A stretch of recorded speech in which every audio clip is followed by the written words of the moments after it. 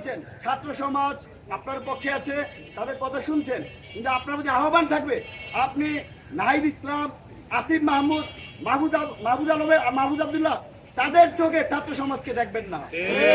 তারা ছাত্র সমাজের একটা অংশ, কিন্তু আপনারা তাদেরকে নিয়ে পুরো বাংলাদেশের প্রত্যেকটা ছাত্র সমাজকে আপনারা ডিনাই করছেন। আমরা আজকে থেকে প্রায় 3 মাস আগে মধুর ক্যান্টিন থেকে সংবাদ সম্মেলন করেছিলাম, ছাত্রদের মধ্যে ক্ষোভ বাড়ছে। আপনারা শুধু বৈষম্যের যারা আছে, নাগরিক পার্টি যারা আছে, বাক্সের যারা আছে, তাদেরকে নিয়ে বসছেন। কই একটিবারের মতো গত 10 মাসে একটিবারে কোনো সম্মিলিতভাবে কোনো ছাত্র সংগঠন নিয়ে প্রধান উপদেষ্টা থেকে বসতে দেখিনি আমরা।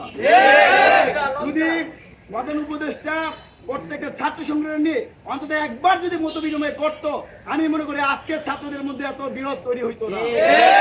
আমরা তো এই অভ্যুত্থান গড়িয়েছি নতুন একটা বাংলাদেশ তৈরি করার জন্য, একটা ঐক্যবদ্ধ বাংলাদেশ তৈরি করার জন্য, সেখানে বিভাজনের বাংলাদেশ তৈরি করার জন্য আমরা কেউ রক্ত দেই নাই।